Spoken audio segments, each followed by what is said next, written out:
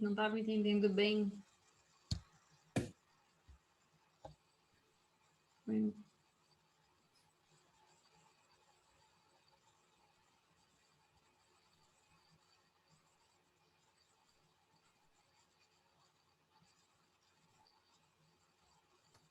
Opa, foi muito.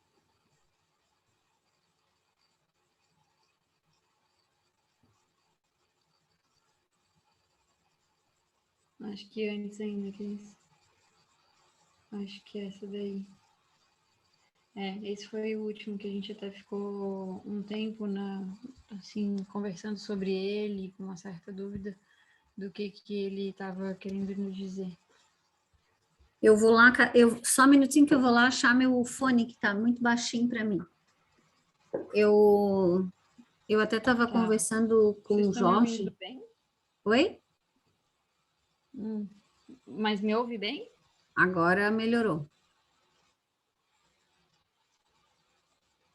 Porque ele está aqui, é para ele ficar alto. Não, eu acho que é eu. eu. Você estava conversando com o Jorge? Eu estou sem fone, daí complicou um pouco. Mas eu já vou lá pegar. Se tu me permites, assim, eu estava assistindo gravada, né? Porque eu não consegui participar na quinta passada. E eu estava ouvindo, né, os comentários sobre esse slide. E se tu me permites, eu gostaria de me colocar, né? O que foi que eu entendi, e até eu vou voltar aqui no anterior, para que a gente... Deixa eu só ver aqui onde... Tem uma linha de raciocínio, né? Mas não sei se era esse, Era aquele ali. Ah, sim, é esse mesmo. Então, ela diz assim, ó, que em todo o processo degenerativo, e eu acho que me encaixou comigo porque eu estou passando por isso, né? A doença que eu tenho, ela é degenerativa, né? Degeneração das cartilagens, então. E ela diz assim, em todo processo degenerativo ou de aflição, o espírito em si mesmo é sempre o responsável, consciente ou não. Então, isso quer dizer que eu posso ter já feito um mau uso, né, do meu corpo físico numa encarnação passada, ter usado o corpo indevidamente, pensado indevidamente, né, sentido indevidamente, e causando esse tipo de problema, né? Só que ele diz assim, ó, e está em vermelho, né? E, naturalmente, só quando ele se resolve pela harmonia interior, opera-se-lhe a conquista da paz. Então, o slide seguinte, ele faz menção à criatura que tem a harmonia interior, né? Então, por isso que talvez tenha ficado um entendimento um pouco diferente. Vago. Uhum. E aí ele diz assim, em tal situação, ou seja, na situação de harmonia interior, mesmo ocorrendo os processos transformadores da ação biológica, ou seja, as degenerações, o sofrimento disso decorrente não afeta a emoção, porque existe equilíbrio, nem se transforma em causa de danos, né? A semelhança de outros automatismos fisiológicos, a consciência não lhe registra a manifestação, ou seja, o corpo como um todo envelhece, mas isso não provoca na criatura o sofrimento, né? Porque ela compreendeu, ela entendeu que é necessário, que é preciso viver isso, né, da maneira mais equilibrada possível, harmonizando, né, se harmonizando com tudo isso. Perfeito, Cris, concordo 100%. Inclusive, eu revi esse final justamente porque eu peguei esse pulo do gato também, de que a gente estava deixando de conectar com as coisas anteriores que a gente estava vendo. Isso. Porque ele já começava com em tal situação, então ele estava se referindo a alguma coisa. Perfeito. Sim. Muito obrigada. Valeu. É isso mesmo. Posso passar?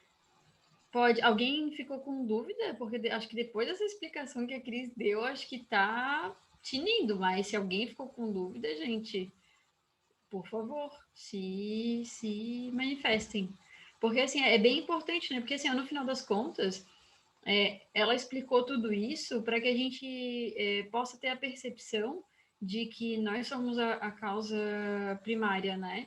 E que isso pode, como a Cris falou, vir de outras vidas, Mas é perfeito, se a gente está em equilíbrio nessa vida, nesse momento, a nível de consciência, a gente pode ainda estar acolhendo, né? A gente ainda. Tanto que esse livro ele vai falar mais para frente sobre expiação e prova, a diferença dos dois. Então, a expiação ela não é negociável, né? E muitas vezes, então, tem coisas que a gente vai passar e no corpo físico mesmo, independente de uma doença que a gente tem que passar ou uma deficiência física, mental, enfim, tem coisas que são expiações e que não são negociáveis. A gente precisa passar por aquilo para que a gente tenha o entendimento através da dor que a gente acabou plantando anteriormente, colher nessa vida. Muito E obrigada, Cris. só para complementar, né, que acho que quem assiste também está muito vinculado a gente, então a gente já se considera aqui uma grande família. E eu tive não, a palavra não é sorte, né? Eu fui agraciada com uma mensagem para mim mesma. E me emociona, né? Porque sem ter lido isso aqui, sabendo vagamente, né? Ele me fala isso, que era para eu ter muita paciência, que todas essas degenerações são frutos de uma conduta débil do passado, né? E que está tudo bem, né? É uma mensagem bem bonita, mas muito significativa, muito tocante e que me faz entender cada dia mais assim que a gente precisa realmente cuidar muito dos nossos pensamentos.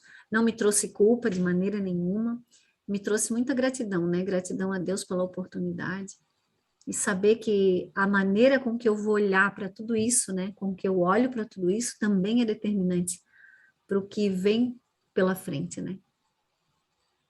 Sai. Perfeito, Cris. Ainda mais.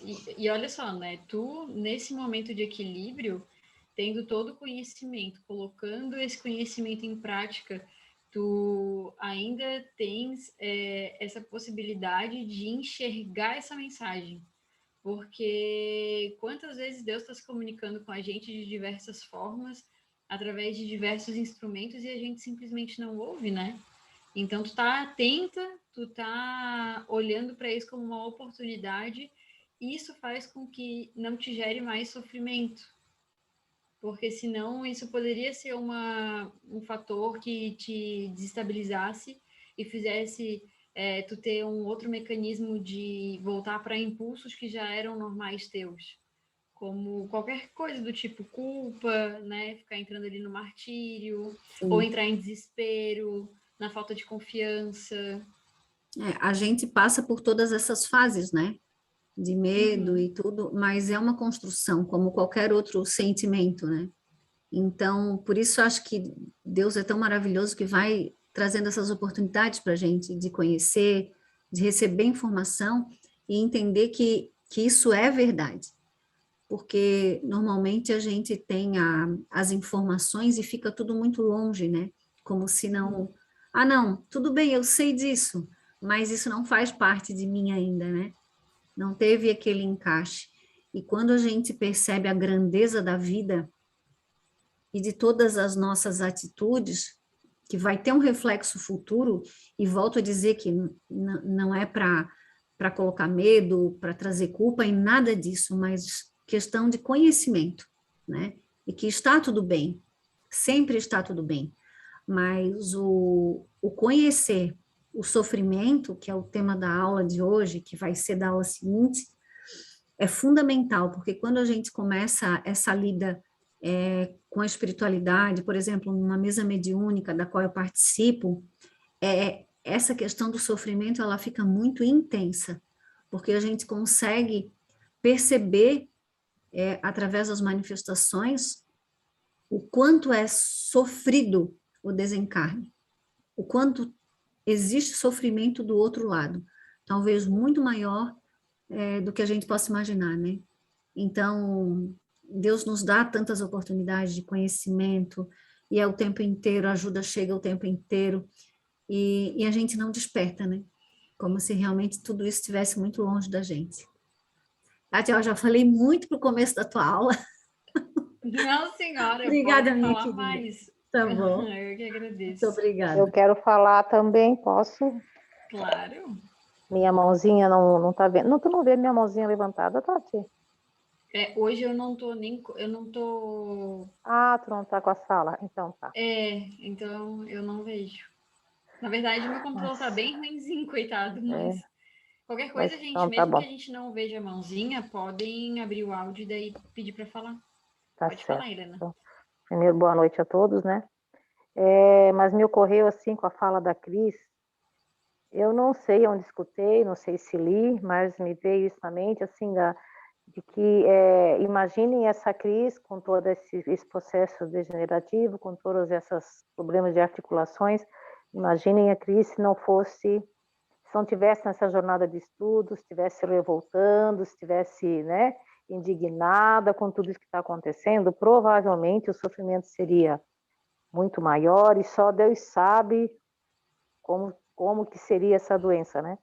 Porque onde eu li ou ouvi, já não sei mais, que diz o seguinte, que provavelmente até ela tenha vindo para cá, né, nessa encarnação, para espiar todo esse mau, digamos, comportamento de vidas passadas, mas com essa escolha que ela fez pelo bem, pelo estudo, por servir, por ajudar a tantas pessoas como ela tem ajudado, tenha toda essa expiação, né? Tudo que ela deveria passar tenha se reduzido, né? Digamos assim, que o que ela vai passar hoje, sei lá, corresponda de repente 20% da totalidade que ela teria que passar, entende? Eu li isso em algum lugar, eu não sei se foi num livro que contava, né? Que a pessoa teria que vir, se não me engano, acho que era para perder um braço, eu não sei por que razão, mas por conta da vida melhor que ela teve nessa encarnação, ela perdeu apenas a ponta de um dedinho, entende? Foi algo assim que eu escutei, né? Então, assim, por quê? Porque ela, nessa encarnação, soube fazer boas escolhas. Então, o que ela tinha que espiar acabou sendo minimizado, entende? Não que ela né, não tenha que passar por mais nada, mas de forma bem menos intensa, né? Por ter escolhido nesta encarnação uma vida de serviço, entende? Me veio essa... Eu quis só colocar. Obrigada. Não, tá ótimo. Obrigada, Helena. Eu lembro que na aula de determinismo a Cris conversou sobre isso. Eu não lembro se o determinismo ele pode mudar de alguma forma. Isso é realmente uma coisa que eu não me lembro. Mas depois, quando ela foi pegar um fone, né? Quando ela voltar, daí a gente conversa também até sobre essa questão. Ou se alguma outra pessoa quiser também colocar, se lembrar sobre essa questão do determinismo, se pode. Cris, estás aí? Eu nem fui buscar o fone, porque a Helena começou a falar, daí eu não queria perder. Tá. Então, o Jorge, né? O Jorge está aí, né? Ele me passou os slides da próxima aula, ele que vai fazer, né? E eu, claro, muito abelhudamente, já fui lá ler. E ele vai falar sobre isso, não é, Jorge? Sim, vamos falar sobre isso. Isso, sobre a Na verdade, diminuição. tem várias aulas, né, Cris? E Isso, várias aulas maravilhosas. muito. Mas A, e fala bem a, disso, né? a, a Claudine, por exemplo, vai falar a análise dos sofrimentos. E dentro dessas análises de sofrimento, tem o sofrimento pelo sofrimento. Ou seja, o sofrimento que gera mais sofrimento. E tem o sofrimento por condicionamento. Então, tem vários tipos de sofrimento. Eu não sei se estou te interrompendo. Eu quero, na verdade, deixar aqui mais fixado em nós, que para chegar nesse estágio que a Cris colocou aí, que ela leu e explicou os slides de forma muito maravilhosa, é preciso harmonia. Okay? É preciso você se pacificar com Deus e pacificar-se com o seu mundo interior, se harmonizando com todas as suas aflições, sejam elas doenças degenerativas ou qualquer uma outra, ou qualquer uma outra situação. Sim. Se você entrar em luta, se você entrar em revolta, se entrar em negação, se entrar em tristeza, aí você não vai acontecer isso que ela está falando. Então, ao invés de você não ter emoção, você vai ter emoções negativas e a parte fisiológica vai funcionar e a consciência vai registrar nível de culpa. Ou seja, ela vai aumentar um retorno do efeito para você, numa próxima encarnação, numa situação bem pior. Então, é importante entender essa parte. Está no Evangelho, quando diz qual é o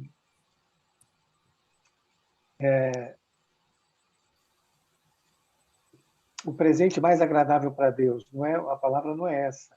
E ele diz que é exatamente se harmonizar, não é? Se pacificar com todas as coisas.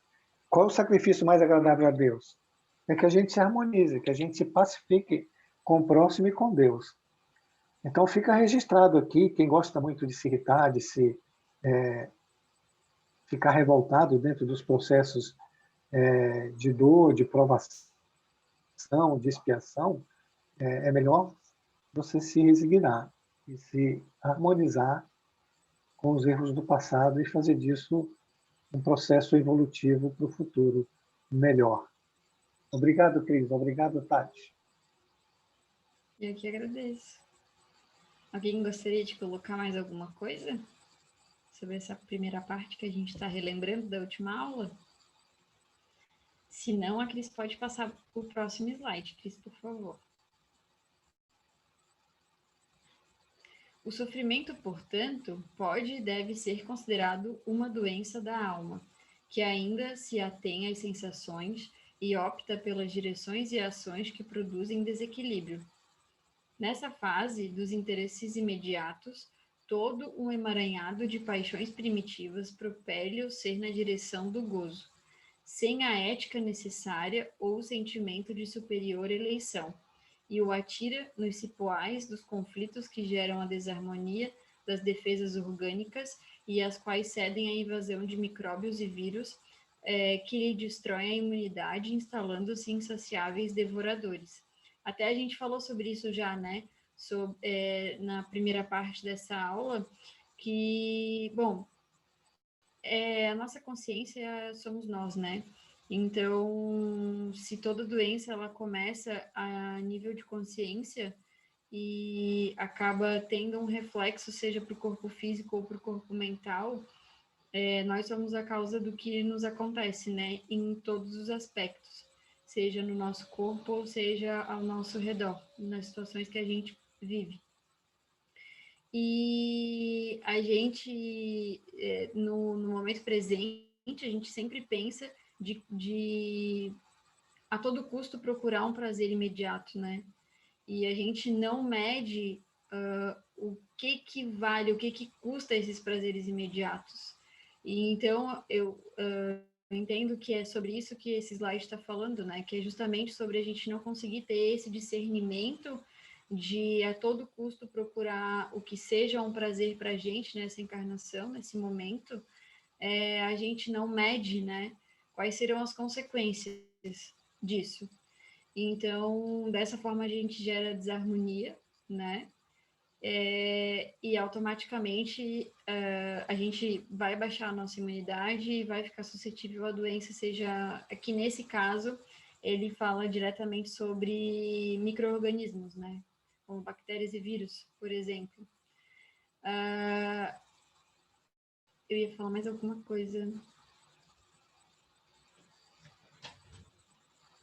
Acho que era isso. Eu ia falar mais alguma coisa, mas agora eu esqueci. Oi?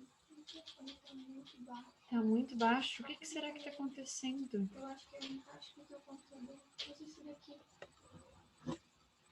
Só silencia, pede a licença, só que tu vai trocar com o meu usuário aqui. Ah, trocar de computador? Usa esse daqui. Tá tipo muito baixo. Eu no computador eu não tô conseguindo te ouvir. Tá, só um pouquinho então, gente. Eu vou trocar de computador. Daí eu quero que eu troque.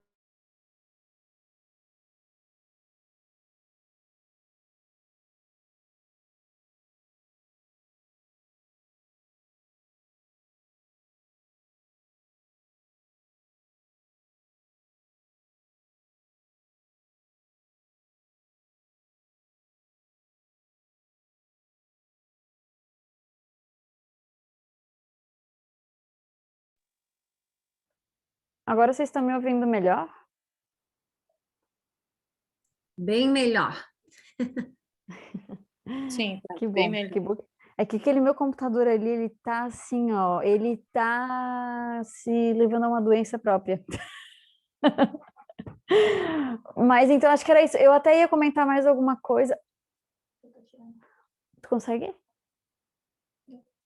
Eu até ia comentar mais alguma coisa sobre esse slide, mas eu realmente perdi, assim, qual foi a linha do raciocínio. Mas eu acho que, basicamente, é sobre isso mesmo. É sobre a nossa procura insaciável, sobre momentos de prazer. Obrigada, amor.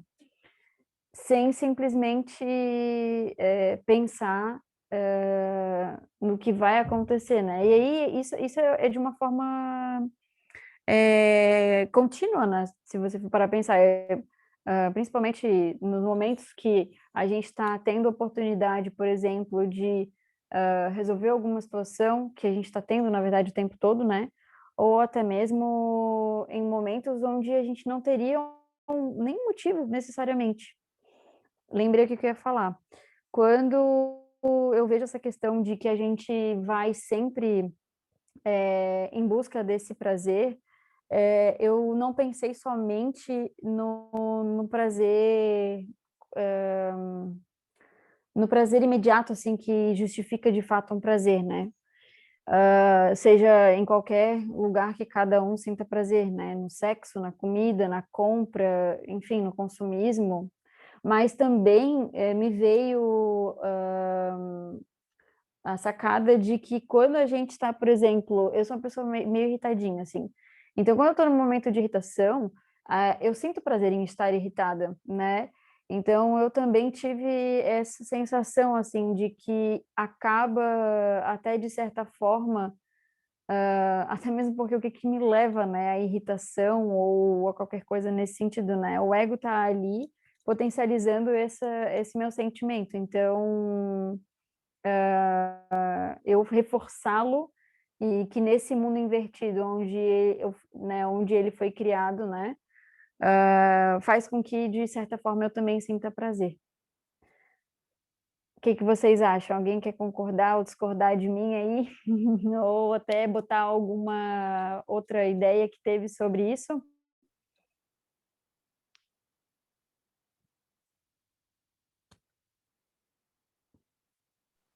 Não entendi muito, Tati, assim, como tu disse que tu é irritadinha, como sentir prazer em ficar e ter essa situação de irritabilidade, né? Como?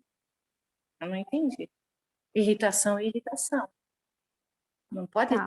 dar prazer isso. Sabe Desculpa. quando tu. Não, não, é ótimo, tem que. É porque isso foi, na verdade, um pensamento que me surgiu, né? Não Aham, necessariamente ele está em coerência contigo, por exemplo, né? Talvez eu sinta esse prazer e não necessariamente tu sintas. Mas quando eu falo, por exemplo, se a gente está no meio de uma discussão, eu estou à flor da pele, você está à flor da pele, né? Ambas estão irritadas e ambas estão tentando, de qualquer forma, disputar um poder. Então, existe aí, querendo ou não, uma satisfação também. Eu vejo dessa forma, não sei se tu concorda comigo nesse ponto, nesse outro exemplo. é. Não também? Não, não consigo, assim, que é um sentimento tão negativo, tão ruim, né? Pelo menos para mim me faz muito mal ficar irritada. Então eu não consigo Uhum. ver prazer em discutir. Não, não faz bem, mas, por exemplo, quando a gente Hum, está irritada e é um sentimento ruim, por que que a gente se perpetua e faz bico, por exemplo? Bico é uma forma hum. de falar, né? Mas Sim, por que que sim. a gente se perpetua nessa irritação se é alguma coisa muito ruim? Se a gente Hum, busca por prazer e a mansidão nos traz prazer, por que que quando a gente está irritado, automaticamente a gente não corre para a mansidão? vai ficar alimentando aquilo. É porque Isso, algum sentimento me agrada, é isso? isso, exatamente. Então, quando eu dei o outro exemplo de, por exemplo, uma discussão, onde a gente, dentro dessa discussão, está numa disputa de prazer, a gente está sentindo. Disputa de poder, desculpa, eu estou trocando as Uhum, palavras. A gente uhum, está dentro dessa disputa de poder, sentindo prazer naquilo. uhum. Entende? Então é Entendi. mais ou menos nisso, tipo, isso aí devem ter mil outras possibilidades ainda dentro desse slide, né? Mas Uhum, isso foi uma das possibilidades que eu vi, porque na maioria das vezes a gente pensa realmente, né? O que que nos causa prazer? né? E aí, para cada pessoa também é individual. Tem gente que fica muito feliz quando come. Eu, por exemplo, eu tenho muito prazer quando eu como. Tem gente que desconta todo o prazer em compra. E outras pessoas em sexo, e outras pessoas em bebida ou drogas ilícitas, né? Então, realmente é muito individual o que é, mas também vejo nessas outras possibilidades. Obrigada, Kate. Imagina, eu não sei se... Tati, Fala, Jorge. Tati, eu concordo com você, tá? É difícil de entender, mas eu concordo. E há uma diferença, acho que é a Cláudia que está falando, né? Aham. Do gozo com a culpa, Cláudia, tá? O que a Tati está dizendo é que naquele momento que ela se irrita e que ela ganha o duelo, porque isso é um duelo, quando você está duelando com outra pessoa e você se torna mais forte, mais poderosa e vence aquela pessoa, isso traz um gozo. Mesmo que depois desse gozo venha uma culpa, que é a parte que você não gosta, que faz você se sentir mal. Não é que aí já é uma questão da lei de Deus avisando você que você pegou um caminho totalmente errado. Mas na hora, por impulso, né, ainda instintivo do reino animal, você quer vencer o outro, você quer vencer o duelo. E isso traz um gozo, te traz uma felicidade, porque trazia no passado. Não é? E ele continua. Agora ele vem acompanhado de uma culpa, não é? E de um mal-estar. Por quê? Porque Deus está te avisando também que já não é mais para você usar esse tipo de situação. Você já pode usar outro tipo de situação, que é o amor, a compreensão, a indulgência, a misericórdia, mas você continua usando a parte instintiva, o automatismo, né? Eu não sei se deu para entender, mas a Tati está certíssima, como tem N formas, né, de gozo, como ela acabou de colocar, dos mais variados, né, aos emocionais, aos psicológicos, aos instintivos e aos de compulsão, como ela colocou, pela bebida, pela comida, etc, etc. Tá bom, Cláudia? Eu espero que tenha ficado um pouquinho melhor para você entender.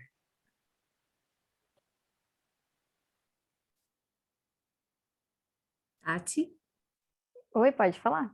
Aqui eu levantei a mão, mas tu não vê a mão, não adianta. Pois é, Não, desculpa, eu realmente não tô mas é normal, é porque eu tô de coordenadora de da host, sala. né? É eu que vejo Uhum. aí não adianta eu ver só. Então, esse slide ele é muito rico, né? E aí, tudo que vocês falarem, eu queria levantar uma outra questão, que é quando ele diz assim, ó, todo emaranhado de paixões primitivas, ou seja, tudo que é instintivo, né? Propele o ser na direção do gozo, ou seja, a gente quer prazer, independente, foi o que tu falou, né? Através de uma discussão, da bebida, do álcool, do sexo, do que for, a gente quer prazer. E aí ele acrescenta, sem a ética necessária ou o sentimento de superior eleição. Ou seja, eu não consigo eleger o que é melhor para mim, porque eu ainda estou mergulhada nesse mundo, né, material e nessa pequenez íntima, vamos dizer assim, que é o que a gente tem, porque esses dias a gente estava conversando, intimamente nós temos muitas coisas boas, né? Nós temos a centelha divina, nós somos o ser perfeito. Só que isso está muito profundo ainda, então até chegar lá tem muita casca para ser retirada. E tudo isso é a negatividade toda que a gente vivencia, né? Então, todo sofrimento vivenciado por cada um de nós são essas cascas sendo retiradas, para que então esse ser que está lá, que é esse self, né? Que está nas profundezas, vamos dizer assim, possa realmente emergir disso tudo, né? E aí ele diz assim, que a gente não tem essa capacidade de eleger para a gente o que é melhor, e a gente se atira, né, nos cipoais dos conflitos. Então, além de ter, a gente tem conflitos externos, mas principalmente os conflitos que a gente tem com a gente mesmo, né? De o porquê que sou assim, quem sou eu, como devo agir, o meu instinto me direciona para um determinado comportamento, mas se eu já estou um pouco desperto, eu já não quero aquilo, e isso causa um conflito muito grande, né? Então, tem pessoas que estão ali se remexendo na cadeira, isso significa o quê? Querendo sabendo que a vida tem mais para dar para a gente do que essa vida de superfície. Tem aquelas pessoas que estão ali, ok, tá tudo bem, não conseguem nem ainda se movimentar nessa cadeira. E assim a gente segue vivendo, né? E a desarmonia vem disso, né? Então, quanto mais desarmonizados, mais doentes, né? Mais suscetíveis a essas invasões que ela fala ali, micróbios e vírus e etc. É isso. Obrigada, Tati. Obrigada, Cris. E é interessante a gente ver por esse lado também, porque quem aqui nunca passou por um estresse tão grande, né? Ou seja, estava em luta, estava em completa desarmonia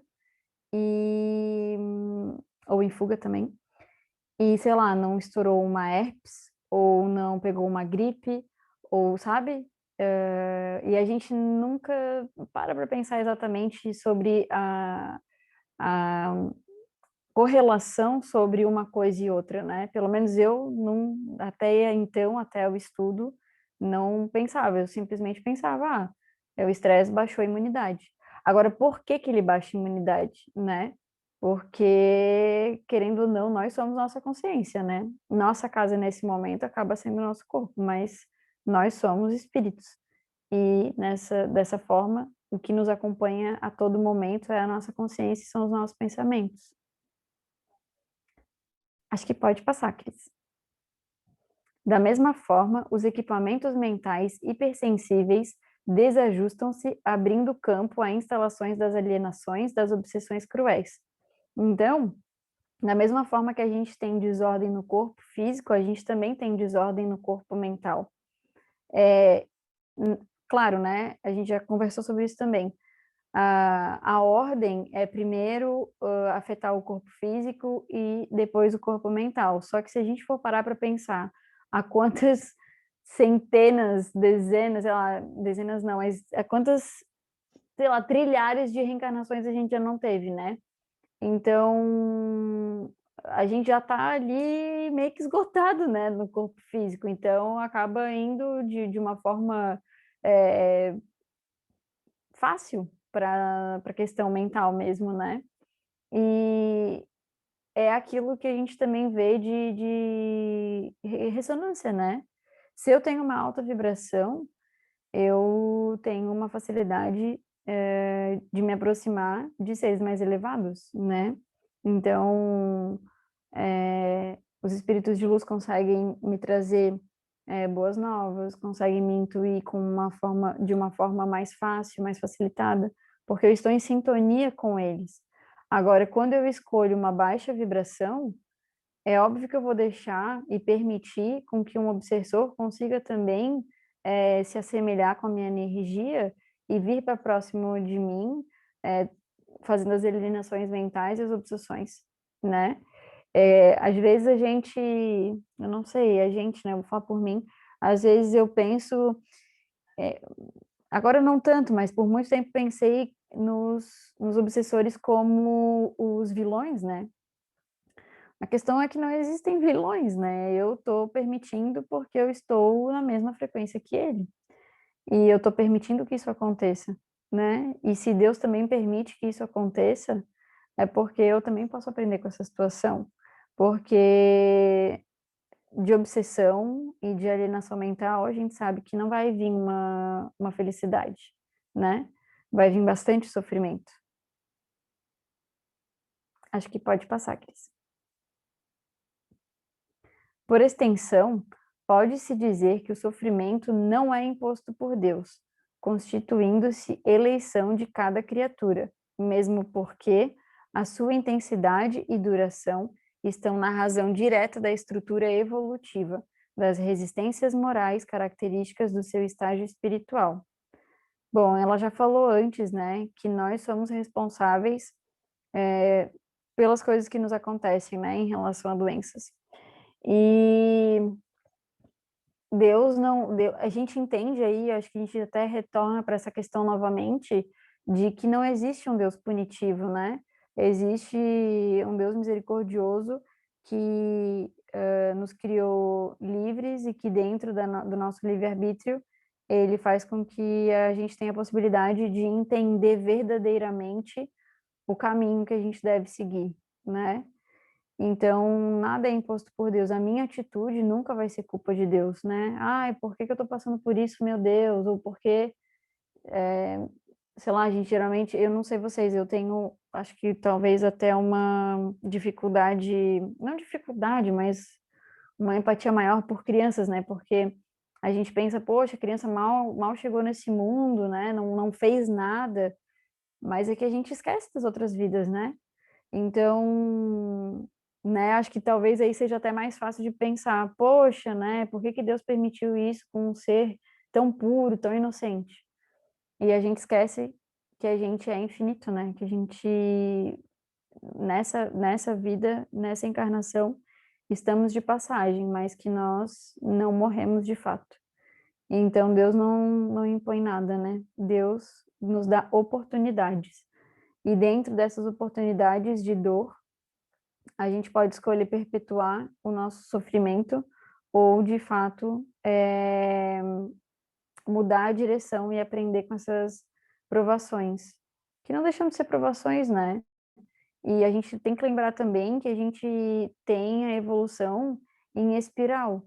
Então, eu até vi um desenho, até tirei print depois, se der, se eu não terminar hoje, acho que vou acabar, mas vou falar sobre ele, não sei se eu vou conseguir mostrá-lo, mas são duas imagens, uma vista de cima, que você só vê um círculo, e uma vista de lado, que você vê a espiral. Então, às vezes a gente tem a sensação de estar vivendo, passando pela mesma coisa, e nananã, poxa, mas de novo, eu já não passei por isso. E, na verdade, a gente está tendo a oportunidade de realmente fixar o aprendizado, né? Será que foi genuíno aquela tua atitude da última vez? Então, existem várias oportunidades de provações, de situações muito parecidas, para a gente ficar desperto e isso ser uma coisa realmente intrínseca e não calculada, né? E não momentânea. Como eu falei, até eu já nem lembro mais em que aula que eu falei isso, mas eu passei nesse mês de março, nesse infinito mês de março, uma aprovação bastante importante, assim, e para ela eu abri bem os meus olhos. Mas para coisas cotidianas, às vezes, não. Então, hoje mesmo, por coisas muito pequenas, eu fiquei irritada. Então, foram escolhas, né? E foram oportunidades iguais.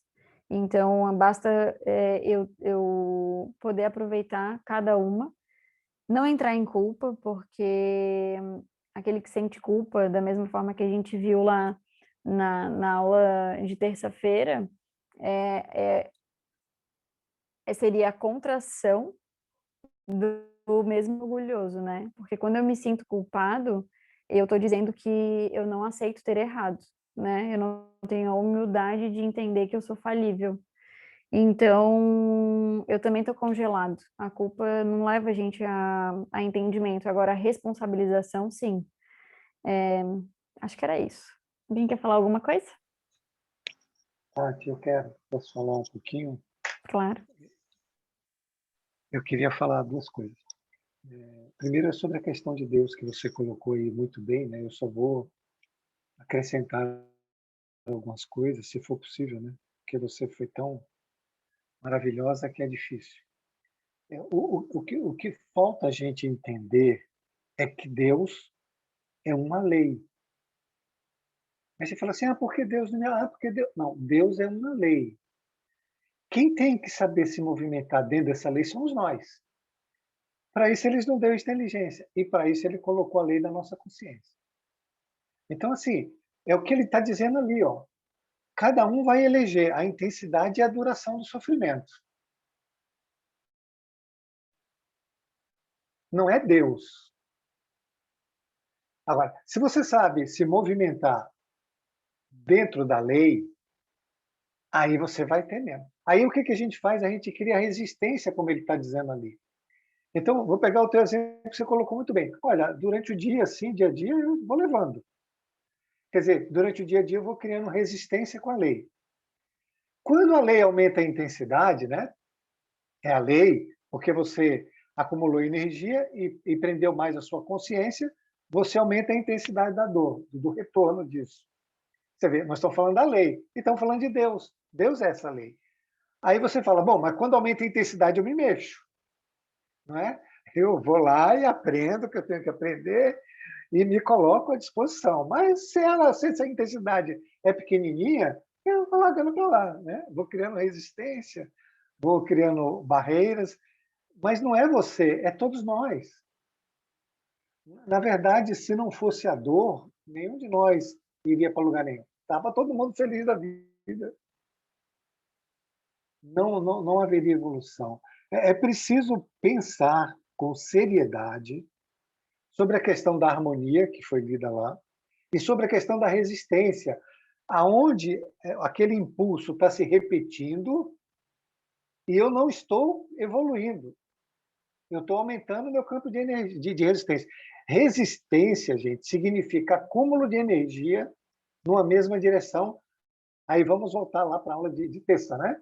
Entre o hiper e o hipo. Se você acumula muita energia sendo arrogante, é evidente que essa energia, quando descer, por outro lado, vai te tornar um depressivo, um medroso, um vulnerável, um tímido, acanhado, taciturno. E é isso que acontece. Então, é preciso entender. Bom, aonde é que toda vez se repete a mesma lição? E eu não estou entendendo nem evoluindo. Bom, aí está o campo de resistência.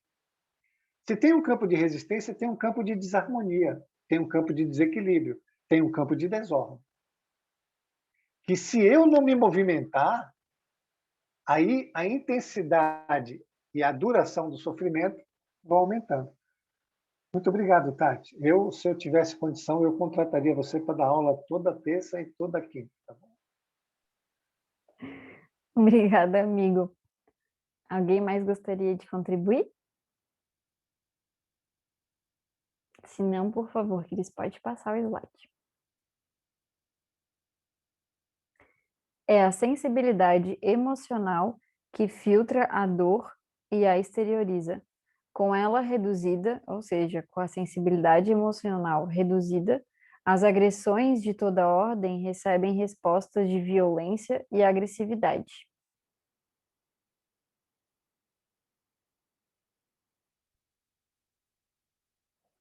Eu acho que não tem muito o que falar desse slide, Cris. Acho que pode passar. Nas faixas mais primitivas da evolução, os fenômenos dor, desgaste, envelhecimento e morte, porque quase destituídos os seres de raciocínio e emotividade, que ainda se lhes encontram em germe, seguem uma linha direcional automatista, na qual as exceções atestam o trânsito da essência psíquica para os estágios mais elevados. Eu acho que isso se assemelha muito àquele slide que a gente começou, né? Então, quanto mais primitivo a gente está, quanto mais instintivo a gente está, esses fenômenos de desgaste mesmo, eles destituídos dos seres de raciocínio e emotividade, né? Porque ainda está em germe, então eu sofro mais, eu estou muito mais instintiva no que eu faço, né? Eu não tenho, é como a Cris falou, eu não tenho como eleger alguma coisa, né? Eu não tenho ainda essa possibilidade mental no raciocínio para entender. Então, à medida que a gente vai evoluindo e que a gente consegue ter um entendimento melhor sobre a inteligência mesmo, né? Consegue desenvolver essa inteligência, a gente consegue, ainda de uma forma difícil, né? Decidir sobre o que a gente vai fazer e sobre quais são as escolhas que a gente vai ter para saber o que a gente vai ter de retorno mais para frente.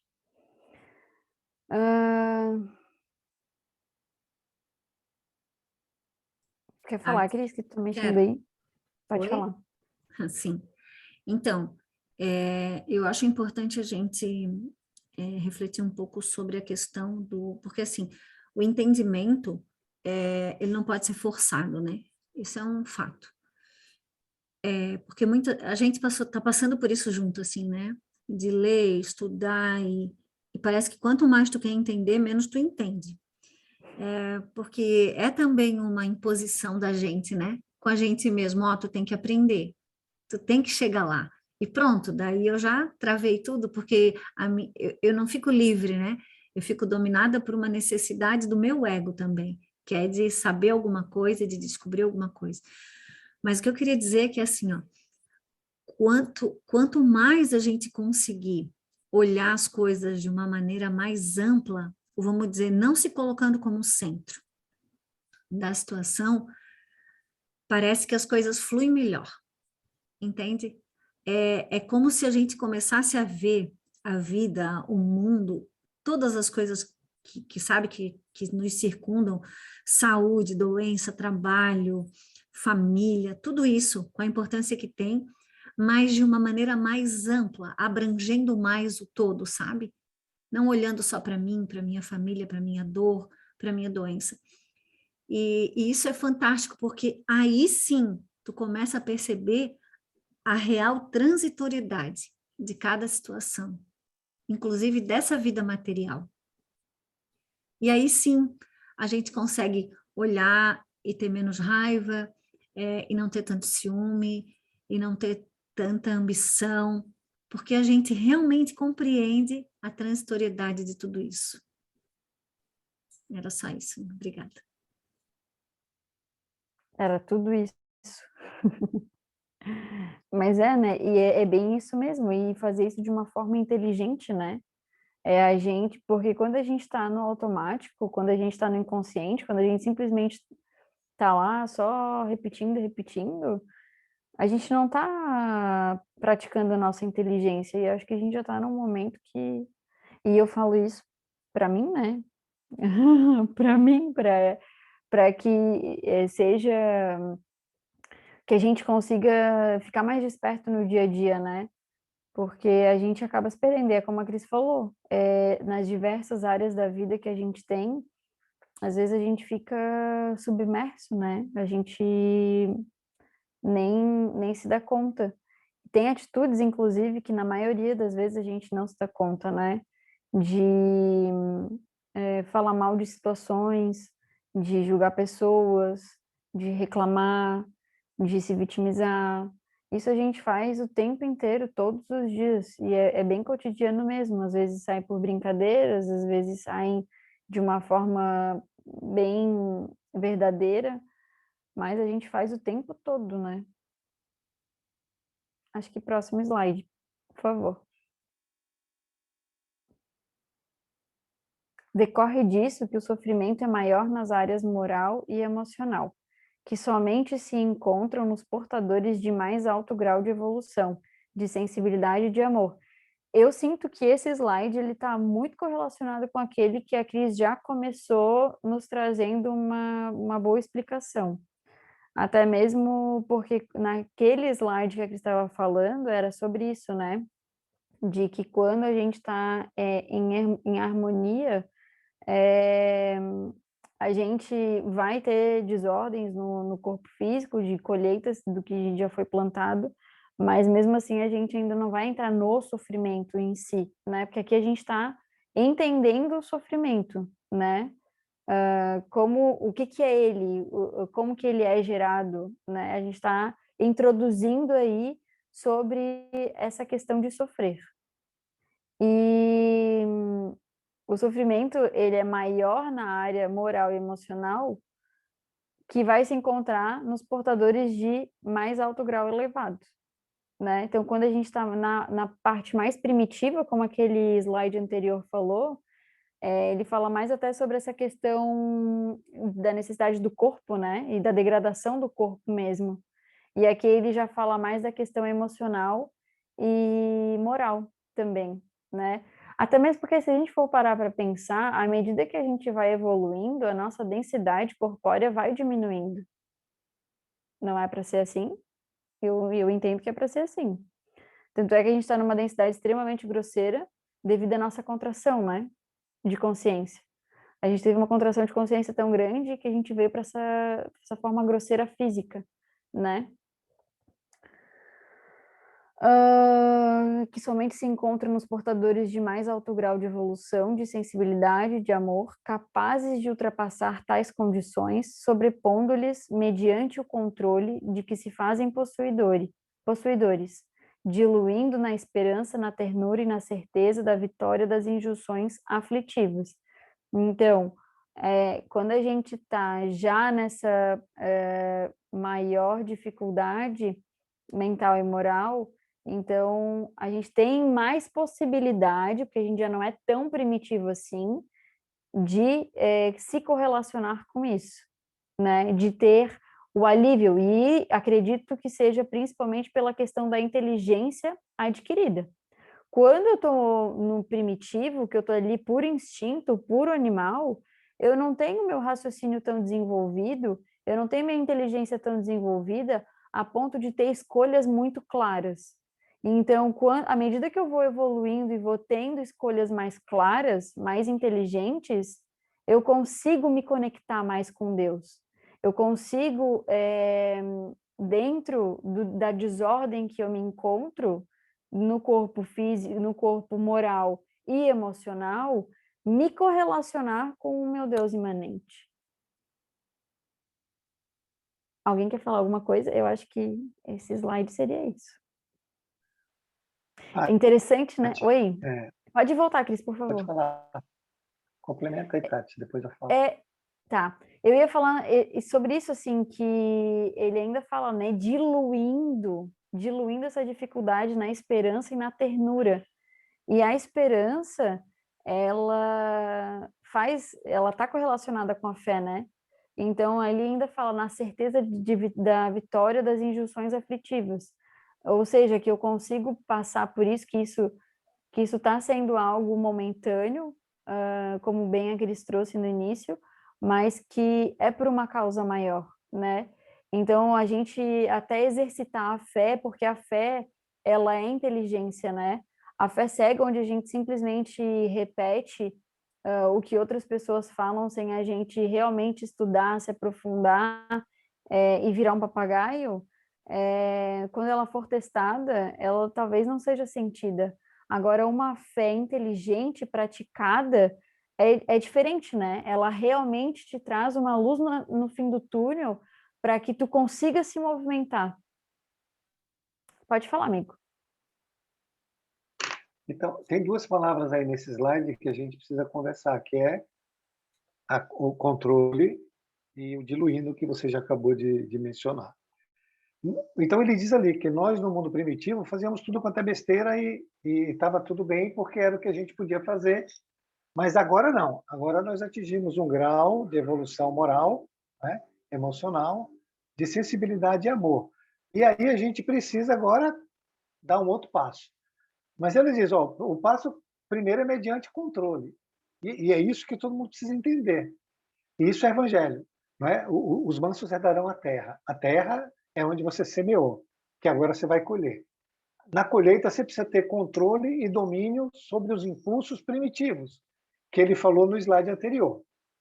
Esses impulsos primitivos eles vão voltar e vão gerar sofrimento. Mas se eu tiver controle e eu diluir a energia, né?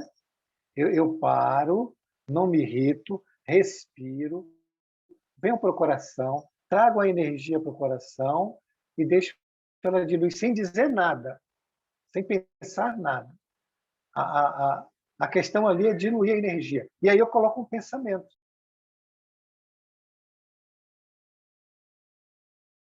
Um pensamento de amor, de esperança. Está todo mundo ouvindo ou não? Então é isso. Então, não vamos esquecer, e Jesus diz isso quando ele deu a aula, ele falou lá, aprendei de mim que sou manso e humilde. Se não tiver mansidão, você vai estar dominado pelos instintos. Então, tudo já está perdido. Tudo já está perdido. Então, esse controle, para se chegar à humildade e para diluir essa energia, ele é primordial. Ele é aquilo que há de mais valoroso nesse momento para a gente. porque ele vai permitir que a gente alcance o equilíbrio de novo. Obrigado. Todo mundo entendeu? Vocês estão entendendo, gente? Ninguém está falando nada, todo mundo calado, a Helena está calada. Sim, eu entendi. É bom entender porque assim, ó, ele faz parte de um conjunto de aulas. A próxima vai ser a origens do sofrimento, depois a análise do sofrimento, cessação do sofrimento, tem sofrimento aí pra caramba. Se não pegar essa primeira aula assim, depois fica meio perdido. É isso, ninguém quer falar mais nada? Vocês todos estão entendendo? Ninguém tem perguntas, nada?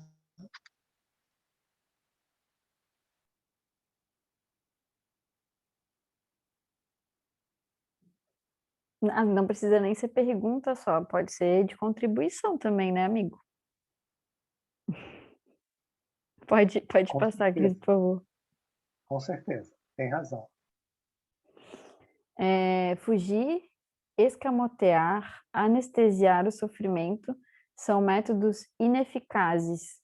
Fugir, escamotear e anestesiar. Não quero sentir sofrimento, quero sentir prazer. Não são eficazes. Isso é importante a gente entender. Porque às vezes a gente está. Agora me veio na cabeça aí, por exemplo, eu tenho uma decepção amorosa, vou dar um exemplo qualquer. E aí vou afundar minhas mágoas na bebida, ou vou sair beijando um monte de gente diferente. Enfim, isso é uma forma de fuga, né? Porque você repele aquele sofrimento, você não quer senti-lo. Isso é só um exemplo, tá, gente? Um exemplo bem qualquer, mas independente do que causa sofrimento, a nossa tendência é fugir, né? Só que são métodos ineficazes, porque da mesma forma que é ineficaz, o gerador do sofrimento é mental. E aí, dando um exemplo também qualquer, eu sinto uma dor de cabeça, né? Sobre aquele meu pensamento repetido, sei lá, de medo. Aí vai me dar uma dor de cabeça, eu tomo um analgésico. Eu não estou lidando com o que causou o meu sofrimento, eu estou mascarando o meu sofrimento. Então, é importante que a gente também, além de não fugir, da gente procurar sempre o que causa ele, né? E aí, como o Jorge já citou antes, a gente entender, poxa, sempre acontece tal coisa, uma dificuldade nessa mesma área da minha vida. Então, eu tenho que ficar ligado, né? O que eu estou fazendo de retenção energética que eu não estou deixando fluir e aprender com essa situação. Então, fugir, escamotear, anestesiar o sofrimento são métodos ineficazes, mecanismos de alienação que postergam a realidade. Ou seja, eu não lido com aquilo, eu não entendo aquilo, não me gera nenhum conhecimento. Somando-se sempre com a sobrecarga das complicações decorrentes do tempo perdido. Olha que interessante, né? Ela ainda fala sobre essa questão da gente ter a responsabilidade de, se chegou o trabalho, é porque o trabalhador estava pronto. Então, se deu a oportunidade de passar por aquela aprovação, é porque eu tenho competência de passar pela aprovação. E se eu não passo pela aprovação, eu sobrecarrego ela e ainda vou ter complicações de não ter conseguido passar por ela naquele instante.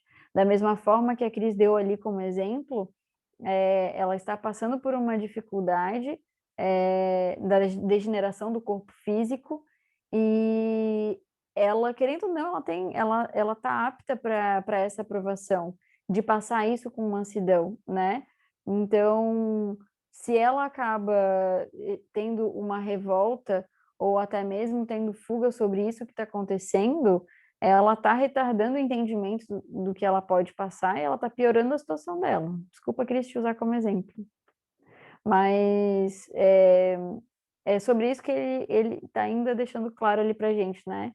Porque a gente não tem tempo, né? A gente tem tempo, mas há quanto tempo a gente está desperdiçando? Encarnações que a gente vem, programa uma encarnação e não faz nem metade do que a gente se programou.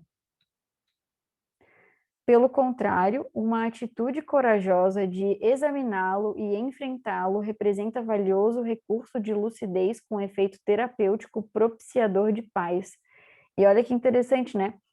Se a gente já está passando por um momento estressor, seja no corpo físico, seja no emocional ou moral, quando a gente, por razões óbvias, né? Quando a gente trabalha com a mansidão, quando a gente entende que a gente pode analisar e aprender com esse momento, o fato simplesmente da gente não estar piorando essa situação já nos ajuda, né?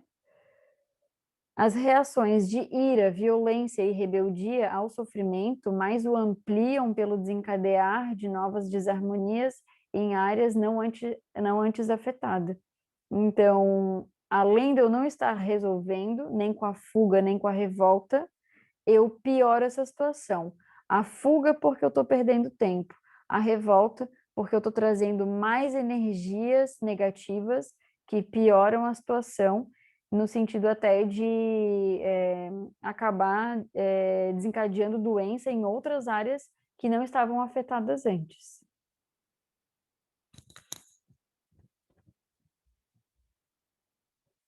Cris, quer falar? Não, quem quer falar é a Maria. Opa! Então, eu esqueci que tu não tá de host, desculpa, amor. Imagina. O que eu queria comentar é que quando tu começou a ler esse slide, eu não tava lendo, né? Eu tava só escutando tu ler. E eu tava pensando justamente disso. Eu gosto muito de entender no início as coisas com a dualidade. A dualidade, ela me esclarece muito os conceitos que a gente traz, né, para a evolução moral. E quando a gente foge, que ele fala ali no começo, né, fugir, anestesiar o sofrimento já é uma colheita, né? O sofrimento não é a causa. Então tem algo que gerou o sofrimento. E o dual do sofrimento, eu diria que seria uma aceitação, né? A confiança, digamos assim. E eu fiquei pensando por que ele diz então que é um método ineficaz. Parece meio tolo, mas se tu parar para pensar que Deus é aceitação e eu, quando sobreponho Deus com o meu ego, eu sou a negação, tudo que eu ainda. Como é que eu vou falar de uma maneira clara? Tudo que eu faço quando me deixo o ego dominar parte desse princípio de negação. Então, até quando eu estou manifestando o ego e sendo ele naquele momento, eu nego ele. Porque o princípio dele é a negação, é a revolta. Então, eu nego aquilo que eu colho, sendo que eu estou utilizando dele. Então, o sofrimento, a fuga do sofrimento, é só a perpetuação da negação inicial, que é aquela revolta que a gente conversa. Só para puxar um link daquilo que a gente sempre traz aqui para conversar, né? E entender esse assunto de um outro ângulo. Então, por isso que ele é ineficaz, porque eu vou estar fazendo mais do mesmo. Eu não vou estar mudando nada. Eu vou estar perpetuando o movimento inicial. Sendo que, para fazer o diferente, que é esse exemplo que tu deu da Cris, né? Seria encarar como Deus encararia essa situação, como Jesus ensinou. Se eu quero fugir, que eu permaneça. Se eu quiser me revoltar contra, que eu seja mansa, que eu me pacifique com a situação. Ou seja, o contrário daquilo que o meu ego quer que eu faça. Obrigada. Obrigada. Cris, tu quer falar que teu microfone está aberto? Ah, desculpa, eu esqueci de fechar. Não Ah, quero. não. Eu só achei que tu queria já Isso, entrar no não, embalo. já vou fechar aqui. Tá. Muito bom isso que a Maria trouxe, né, gente? Porque, olha só, ela falou que o próprio ego que foi quem gerou o sofrimento, porque só ele pode gerar o sofrimento, né? Então, o próprio ego que é antissistema, né? Que é contra a lei, não aceita o que ele mesmo fez. Então, ele nega-se como causa, mas também porque ele se vitimiza, né? Então, assim, tem muitas armadilhas muitas armadilhas. Alguém ficou com alguma dúvida nesse momento? Eu sinto que alguém ficou com alguma dúvida. Mas se não, pode passar o slide, Cris, por favor. A resignação dinâmica, isto é, a aceitação do problema com uma atitude corajosa de o enfrentar e remover-lhe a causa, representa avançado passo para a sua solução. A gente vai realmente conseguir extirpar a causa quando a gente mudar, né, ela. Melhor, a gente vai extirpar o efeito quando a gente conseguir mudar a causa. É isso que eu queria falar. E a Maria até falou isso ali no outro slide, né? O que Jesus, o que Deus nos prega como saída para isso, né? É aceitação. É tudo do contrário do que a gente faz. É não reclamar, é não se revoltar, é não fugir, é a gente ter humildade e coragem para entender que nós fizemos e que se nós somos a causa, nós podemos mudar, porque somos nós. Então a gente pode exercer o controle de quando vierem impulsos ou automatismos de mudar eles. Então, o passo para a solução do sofrimento é basicamente isso mesmo, né? O evangelho interior, né? A aula de terça. Cris, pode ir para o próximo. Obrigada. É de insuspeitável significação positiva o equilíbrio mental e moral diante do sofrimento, o que se consegue através do treinamento pela meditação, pela oração, que defluem do conhecimento que ilumina a consciência, orientando-a corretamente. Ora, se o sofrimento ele veio da causa de uma desordem, então quando eu trago equilíbrio, quando eu trago ordem, eu consigo trazer uma solução para ele, né? E o mais maravilhoso de tudo é que a Joana já traz para a gente como que a gente pode fazer isso. Então, a gente pode meditar, a gente pode se pacificar e a gente pode orar. A gente já também estudou sobre o poderoso instrumento que é a oração, né? E faz todo sentido. Vocês concordam que se o sofrimento ele veio dos nossos pensamentos, da nossa consciência, que trabalha em desordem, quando a gente eleva o nível dela, a gente consegue mudar. Talvez a gente não mude necessariamente o que está nos acontecendo, mas como a gente lida com o que está nos acontecendo, já é uma solução momentânea para aquilo. Porque se eu estou sentindo uma dor e eu escolho me pacificar diante daquela dor, seja emocional ou física, eu já não estou aumentando ela, eu não estou nem me revoltando e nem fugindo, e nem procurando outras formas de prazer para tentar não sentir ela, né? Então, eu já estou me pacificando, eu estou trazendo um equilíbrio, que é justamente o que eu preciso, é justamente o meu antídoto. O antídoto dentro da dualidade é sempre o polo contrário. Então, se eu estou nesse polo, expandindo o polo de desordem, eu preciso expandir o outro polo de ordem para poder manter esse equilíbrio. Lembrem sempre do pêndulo, né? A gente sempre vai buscar por harmonia. E a harmonia, ela está correlacionada com o equilíbrio. Pode passar, Cris. Tem alguma mãozinha levantada? Acho que não. Não, nega, não tem. Eu aviso, tá? Se alguém levantar. Tá, obrigada.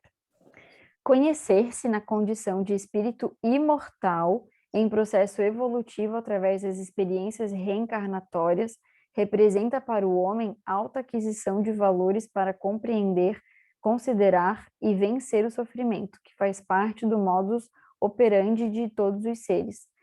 E eu acho que eu já falei aqui, né, que às vezes eu esqueço disso.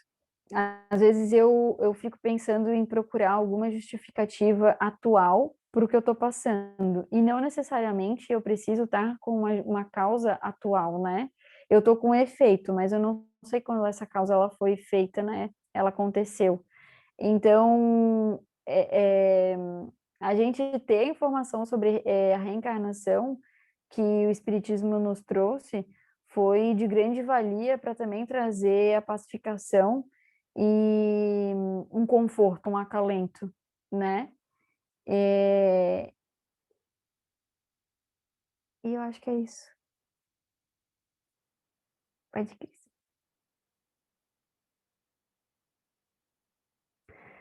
Muitas pessoas advogam que o sofrimento é a única certeza da vida, sem compreenderem que ele está na razão direta da conduta remota ou próxima mantida para cada qual. Eu acho que a gente tem isso tão incutido em todos que até para nossa evolução terrena, e não no aspecto moral que eu falo, tá? Eu falo bem no aspecto físico mesmo, do que a gente vive no dia a dia. Quem nunca falou aí, ou quem nunca acreditou que para eu conseguir evoluir, por exemplo, na carreira profissional, eu preciso passar pelo caminho das pedras, né? E esse entendimento, ele já vem com a gente incutido mesmo, né? E, de fato, essa aula, né, a gente está vendo o sofrimento de vários modos, né?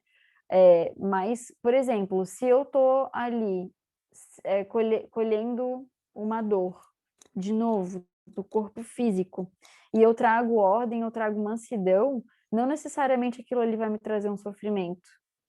Compreendem? Eu tenho a pacificação e eu estou trazendo ordem para algo que estava em desequilíbrio. Então, se eu não estou piorando essa situação, muitas vezes eu consigo, através desse acalento, não sofrer. Pode-se dizer, portanto, que a sua presença resulta do distanciamento do amor, que lhe é o grande e eficaz antídoto. Olha aí, é isso que a gente já estava conversando nos slides anteriores. Então, o amor ele não está ligado com a mansidão, não está ligado com a ordem, eles são todos correlacionados. Então, isso tudo me traz um antídoto. Por isso que a gente está falando sobre sofrimento, mas o sofrimento ele também está sobre um ponto de vista, né? Então, a dor que eu estou passando não necessariamente vai fazer um sofrimento em mim, mas a forma como eu lido com aquilo, com certeza vai gerar um sofrimento e uma dor maior. Acho que era isso, Cris.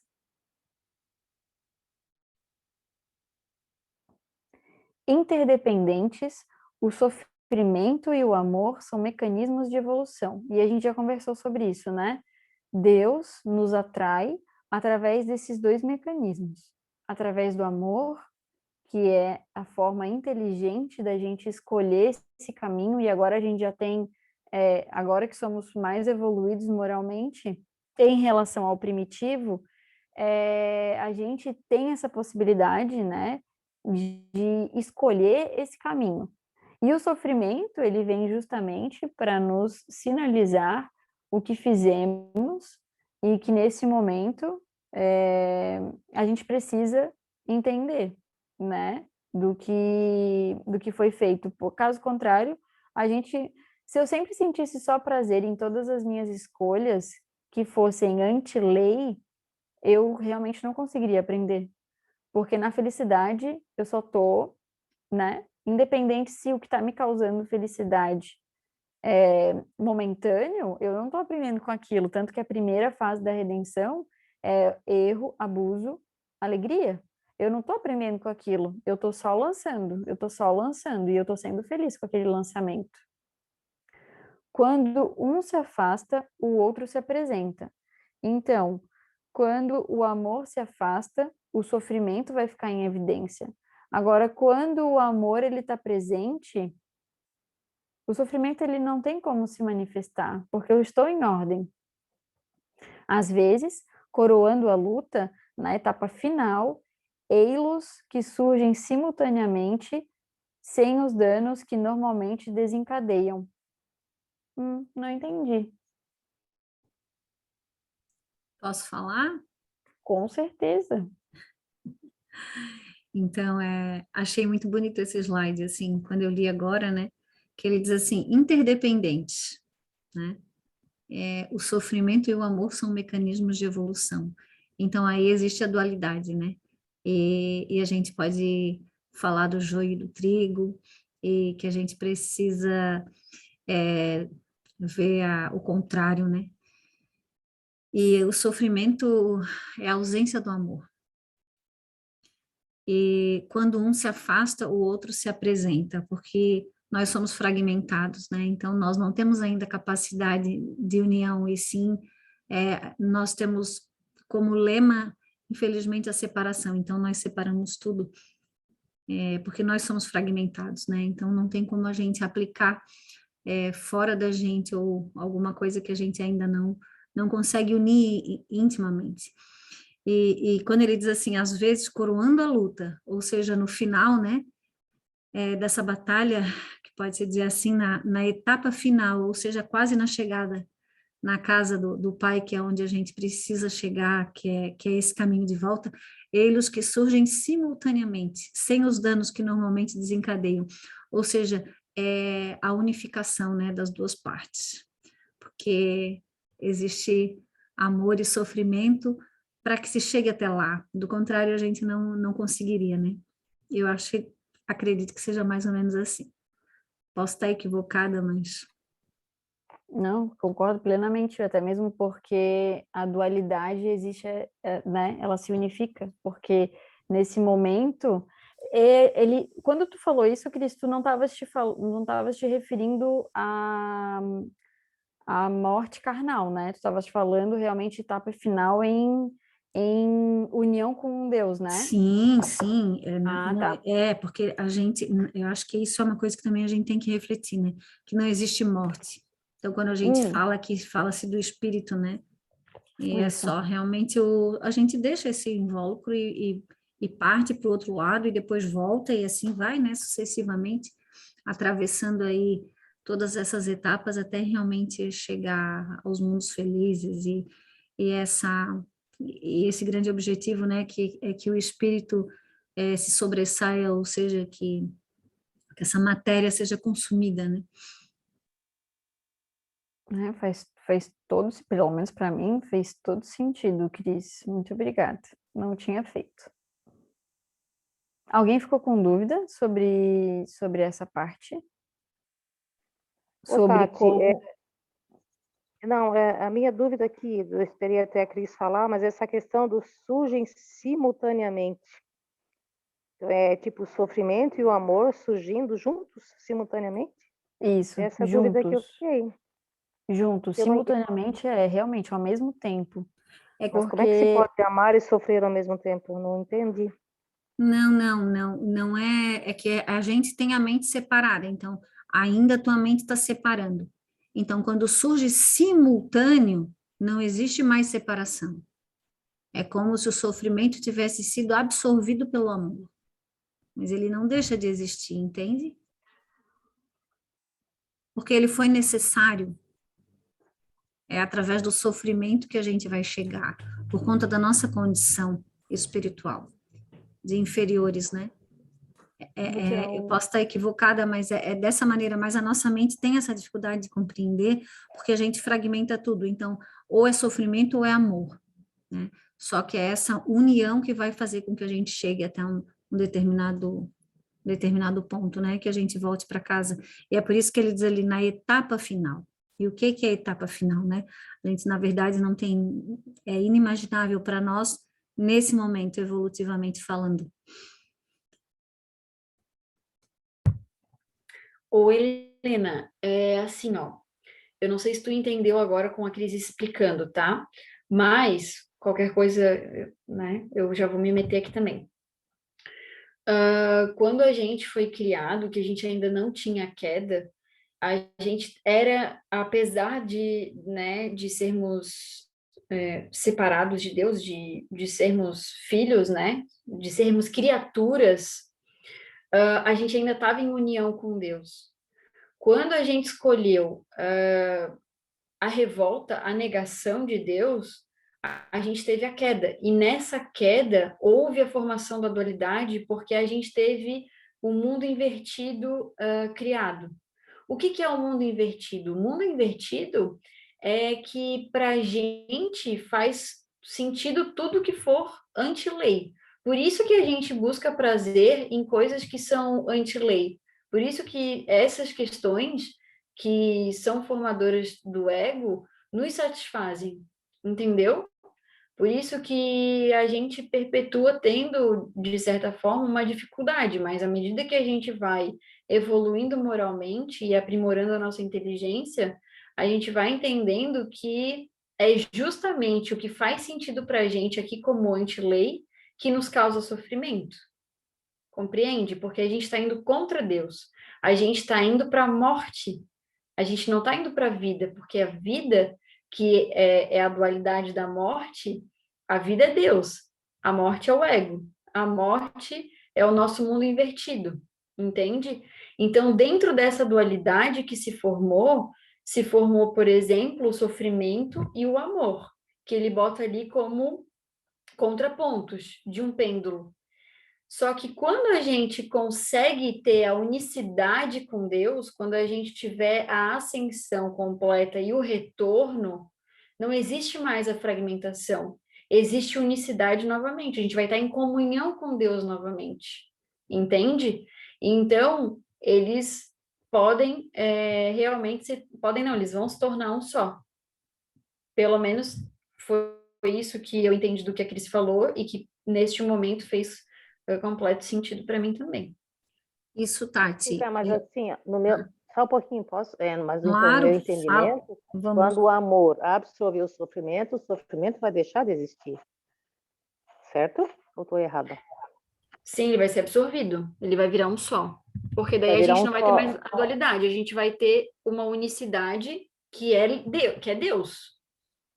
Então, mas ele vai deixar de existir, certo? Não. Então, não? Não, não vai assim, ó. Eles surgem simultaneamente. Então, tá, a figura até que o Jorge colocou ali é muito sugestiva, assim, ó.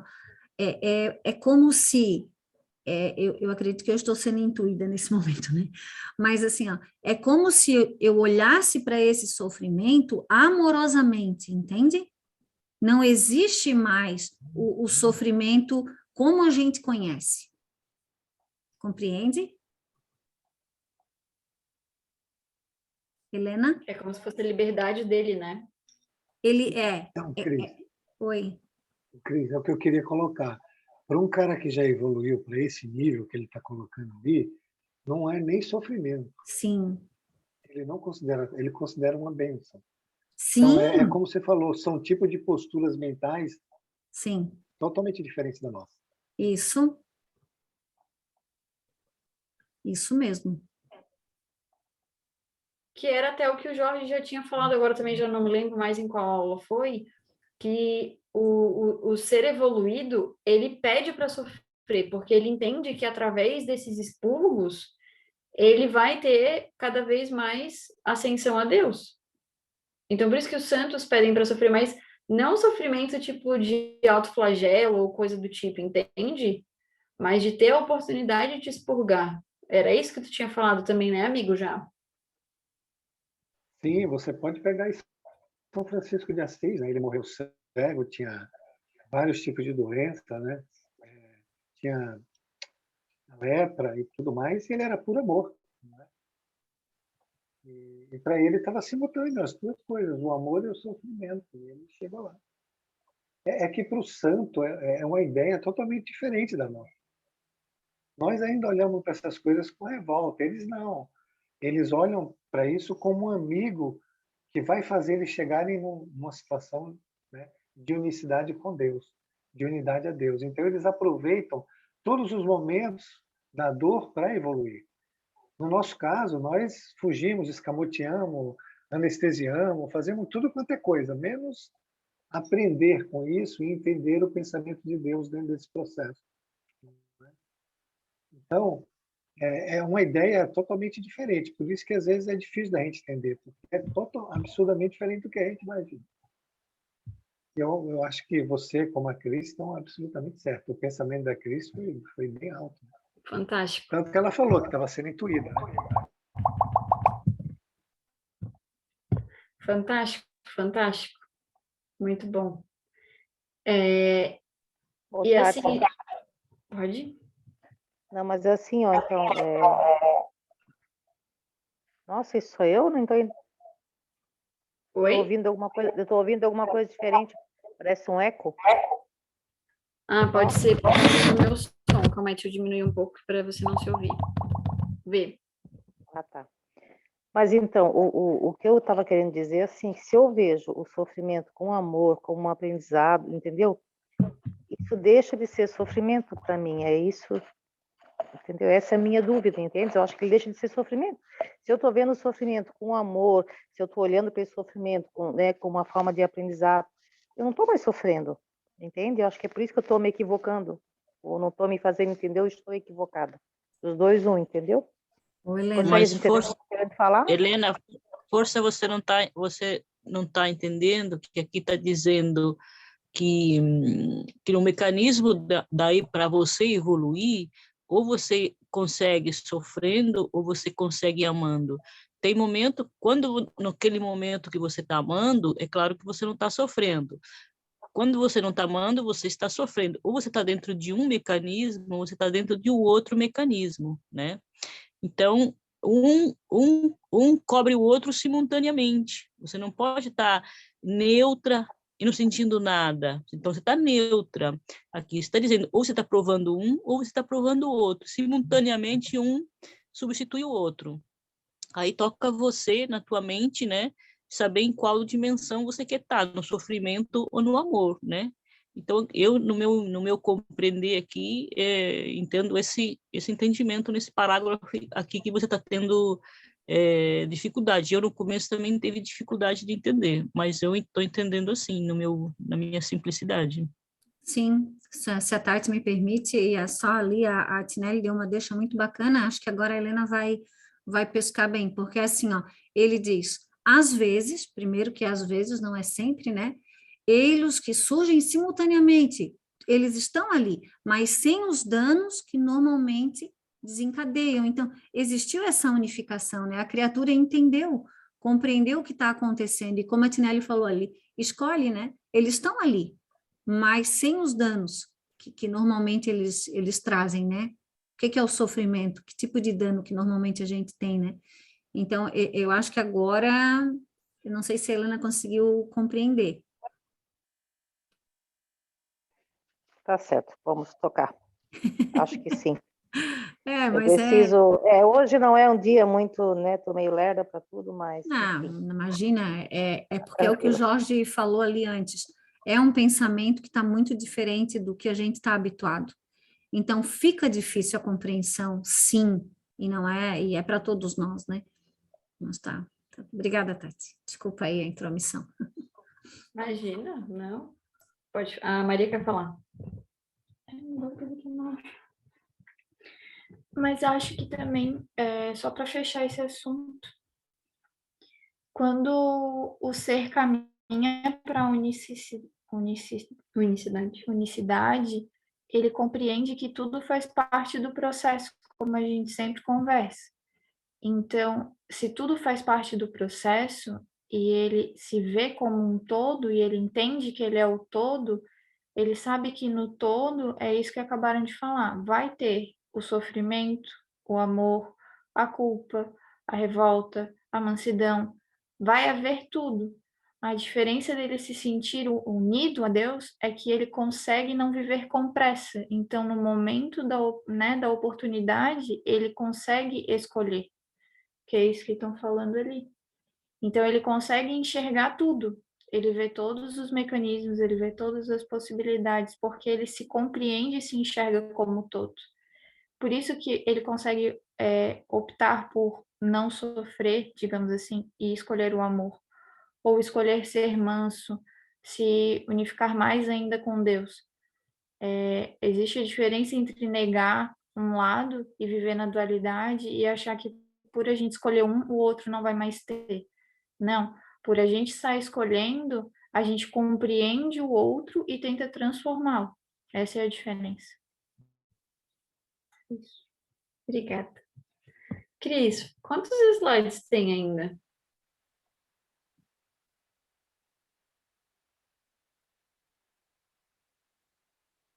Vai fechar teu microfone. Acho que ela está olhando.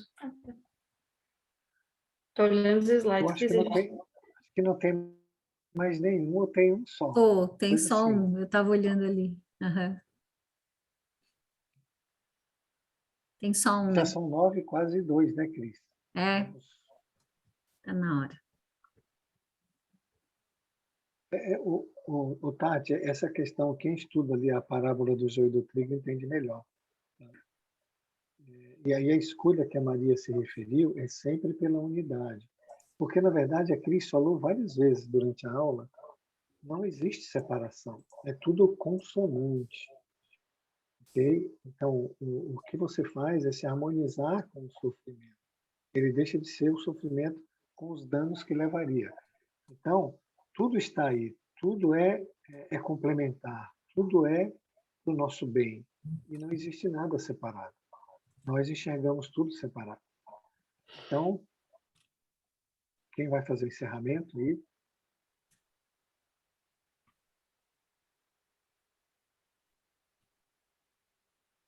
Quem quer encerrar para a Ninguém? gente? Oi, tá bem baixinho, Jorge. Ninguém vai fazer o encerramento? Não sei, quem vai fazer o encerramento? Foi isso que eu perguntei. A Helena? Eu posso. Estão me ouvindo? Ô, Carlinhos, sim. Posso fazer. Opa,